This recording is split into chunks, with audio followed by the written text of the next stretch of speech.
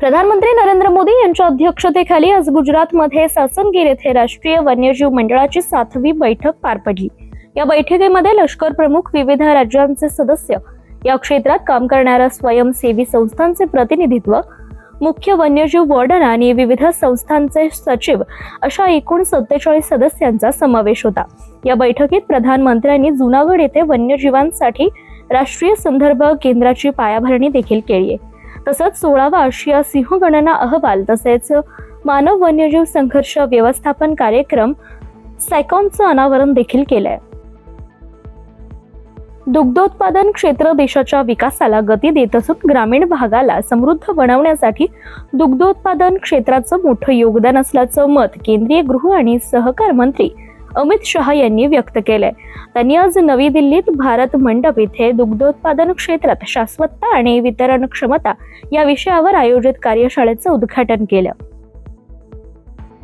अमेरिकेच्या राष्ट्राध्यक्षांचं निवासस्थान असलेल्या व्हाईट हाऊसमध्ये परवा अमेरिकेचे राष्ट्राध्यक्ष डोनाल्ड ट्रम्प आणि युक्रेनचे राष्ट्रपती व्लोदिमीर झेलेन्स्की यांच्यात वादावादी झाली होती।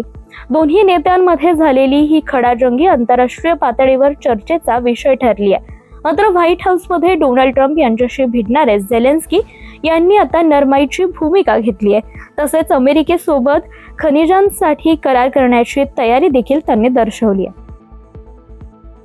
महिलांच्या सुरक्षतेसाठी सरकारनं भारतीय कायद्यांमध्ये सुधारणा केली आहे, असं विधी आणि न्याय मंत्री अर्जुन राम मेघवाल यांनी सांगितलंय। महिलांशी संबंधित सायबर कायदे आणि सायबर जागरूकता या विषयावर नवी दिल्लीत आयोजित कार्यशाळेत ते आज बोलत होते। या कार्यक्रमाला राष्ट्रीय महिला आयोगाच्या अध्यक्ष विजया रहाटकर उपस्थित होत्या। डिजिटल जग मानवी जीवनाचा अविभाज्य भाग झाल्याने महिलांची ऑनलाईन सुरक्षता पूर्वीपेक्षा जास्त महत्त्वाची झाली, असं त्यांनी म्हटलंय। जगातील सर्वात मोठे लोकशाही राष्ट्र असलेला भारत लष्करी शक्तीत देखील महाकाय बनलाय। भारताचे मुत्सद्दी सामर्थ्य जगाला समजू लागलंय। सायप्रस नंतर भारत हा जगातील एकमेव देश आहे ज्याचा भूभाग चीन आणि पाकिस्तान या 2 वेगवेगळ्या देशांनी व्यापलाय। गाझापट्टीत सर्व मानवतावादी मदत प्रवेश रोखल्यानंतर अनेक अरब देशांनी आणि संयुक्त राष्ट्रांनी इस्रायलचा निषेध केलाय। रविवारी इस्रायलने केलेल्या कारवाईने युद्धबंदी कराराचे उल्लंघन केल्याचं इजिप्त आणि कतार यांनी म्हटलंय, तर संयुक्त राष्ट्रांचे मानवतावादी प्रमुख टॉम फ्लेचर यांनी ते चिंताजनक असल्याचं देखील म्हटलंय। हरियाणातल्या रोहतक या ठिकाणी काँग्रेस कार्यकर्ता हिमानी नरवाल यांचा मृतदेह सुटकेसमध्ये आढळून आला होता। या प्रकरणी पोलिसांनी एकाला अटक देखील केली होती, तर पोलिसांनी याबाबत महत्त्वाची माहिती दिली आहे। हिमानी नरवाल यांची हत्या केल्याच्या आरोपांखाली ही अटक करण्यात आली आहे। युक्रेनचे राष्ट्राध्यक्ष झेलेन्स्की आणि अमेरिकेचे राष्ट्राध्यक्ष ट्रम्प यांच्यात अमेरिकेच्या राष्ट्राध्यक्षांच्या कार्यालयात झालेल्या वादामुळे युक्रेन आता संकटात सापडले। युक्रेनसाठी युरोपियन देश एकवटले आहेत। ब्रिटन, फ्रान्स आणि युक्रेन आणि युद्ध संपवण्याच्या प्लॅनवर काम करण्यास एकत्र येण्याचं मान्य केले असून हा प्लॅन अमेरिकेला सादर करत युक्रेनच्या सुरक्षेची गॅरंटी देखील घेतली जाणार आहे। भारत आणि अमेरिकेदरम्यान प्रस्तावित द्विपक्षीय व्यापार करारासाठी चर्चा करण्याच्या उद्देशानं वाणिज्य आणि उद्योग मंत्री पियुष गोयल आजपासून वॉशिंग्टन दौऱ्यावर आहेत।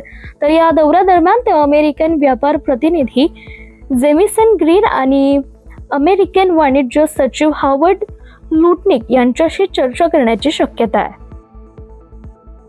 गुजरातमधील एल.सी. पटेल यांनी अमेरिकेत घुसखोरी केली होती, त्यासाठी तो चक्क पाकिस्तानी नागरिक बनला होता, ज्याला आता अमेरिकेने भारतात परत पाठवलंय। एस.सी. पटेल बनावट पासपोर्ट बनवून पाकिस्तानी नागरिक बनला होता, त्यासाठी त्याने मोहम्मद नझीर हुसेन हे नाव देखील धारण केलं होतं। मात्र अमेरिकेतील अधिकाऱ्यांनी त्याच्या मुसक्या आवळल्या।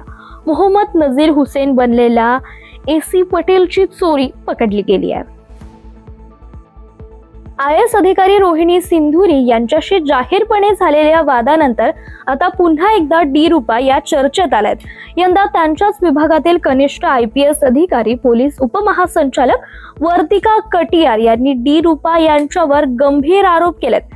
काही कनिष्ठ कर्मचाऱ्यांना हाताशी धरून डी रूपा यांनी आपल्याला कार्यालयात काही फाईल्स ठेवून आपल्याला अडचणीत आणण्याचा प्रयत्न केल्याचा दावा वर्तिका कटियार यांनी केलाय। गुगलचे सहसंस्थापक सर्गेई ब्रिन यांनी कर्मचाऱ्यांना आठवड्याला 60 तास काम करण्याची विनंती केली आहे. याकरता त्यांनी कर्मचाऱ्यांना मेमोज पाठवलाय. 144 अब्ज डॉलर्सची संपत्ती असलेले ब्रिन यांनी गुगलच्या AI मॉडेल्स आणि ॲप्लिकेशन्सच्या लाईनअप जेमिनीला उद्देशून लिहिलेल्या मेमोमध्ये आठवड्याला 60 तास काम करून उत्पादकता वाढवण्यावर भर दिलाय. हॉलिवूडचा ऑस्कर पुरस्कार सोहळा 2025 साजरा होतोय. जगभरातील सिनेमा प्रेमींचं लक्ष या अवॉर्ड फंक्शनवर लागलंय. साल 2025 मध्ये 96वा ऑस्कर सोहळा साजरा होतोय. प्रत्येक कॅटेगरीतील नामांकनाची यादी देखील जाहीर झाली आहे. आता घटिका समीप आली असून सर्वोत्कृष्ट अभिनेत्री, सर्वोत्कृष्ट चित्रपट तसेच अभिनेता, गीत, सर्वोत्कृष्ट संगीत यासाठी विविध कलाकारांना निवडलं गेलंय. छत्रपती शिवाजी महाराज यांच्या राज्याभिषेकाला 350 वर्ष आणि पुण्यश्लोक अहिल्यादेवी होळकर यांच्या 300व्या जयंतीचं औचित्य साधत पारंपरिक खेळांना प्रोत्साहन देण्याच्या उद्देशाने कौशल्य विकास, रोजगार आणि नाविन्यता मंत्री मंगल प्रभात लोढा यांच्या संकल्पनेतून महाकुंभ स्पर्धेचे आयोजन करण्यात आले. ऑस्ट्रेलिया सोबतचा सामना चांगला होणार असून ऑस्ट्रेलियाचा ICC स्पर्धांमध्ये चांगली कामगिरी करण्याचा इतिहास आहे, असं वक्तव्य रोहित शर्माने केलंय. सामन्याच्या दिवशी आम्हाला मैदानावरील सर्वच गोष्टींमध्ये अचूक असावं लागणार आहे. आम्हाला आशा आहे की येणाऱ्या त्या सामन्याचा निकाल सुद्धा आम्ही आमच्याच बाजूने वळवून घेऊ, असा विश्वास देखील रोहित शर्माने व्यक्त केलाय.